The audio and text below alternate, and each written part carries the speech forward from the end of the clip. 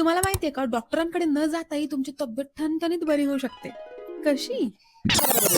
एका गर्ल्स ट्रिपने. जिथे सगळ्या पोरी अनोळखी असतील, ते ठिकाण अनोळखी असेल आणि तुमच्या आयुष्याकडे बघण्याचा दृष्टिकोन सुद्धा अनोळखी असेल. लाइक आपल्याला कुठल्यातरी फ्रेंडचा कॉल आलाय आणि ती विचारते, की "यार चाललंय काय आयुष्यात?"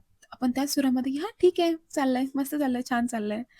त्या ठिकाणी आपण बोलतो, की "यार काय भारी चाललंय." म्हणजे मस्त वाटतंय. जे करतीये ते सगळं असं भारी वाटतंय. लाइक मला जे करायचंय निदान आपल्याला पाहिजे ते सगळं मिळतंय का नाही मिळतंय ह्यापेक्षा ते मिळवण्यासाठी धडपड सुरू आहे आणि हे सगळं करताना खरंच आपण आयुष्य जगतोय हेही वाटतंय. ह्या सगळ्या गोष्टी कधी येतात माहितीये? ह्या तेव्हाच येतात जेव्हा तुम्ही मेंटली खूप जास्त स्टेबल असाल आणि एका स्त्रीला मेंटली स्टेबल असण्यासाठी ना थोड्या का होईना ब्रेकची खरंच खूप गरज असते.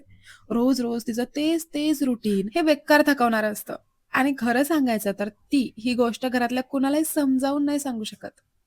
अगदीच न्यूक्लिअर फॅमिलीमध्ये राहणारी किंवा घरापासून लांब राहणारी, तिला तर मग बास. तुला काय काम असतं यार आयुष्यात?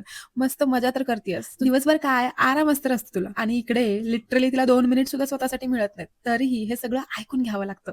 कारण काय माहितीये? कारण बोलणाऱ्याला तिचं एक्सप्लेनेशन ऐकून घ्यायचंच नसतं. आणि चला आता हा विषय फार पेंगत चाललाय त्यामुळे तिकडे नाही जात. बट अशी एक गर्ल्स ट्रिप तुम्ही सुद्धा डिझर्व्ह करता. सो हा होता आपला हम्पीतला शेवटचा दिवस. उद्या सनराईज नंतर आपण हम्पीतून निघणार आहोत आणि डायरेक्ट आपल्या घरी. त्यानंतर आपलं रुटीन सुरू असणार आहे. But you deserve one trip like एक अशी ट्रिप जी स्वतःसाठी असेल. Stay tune.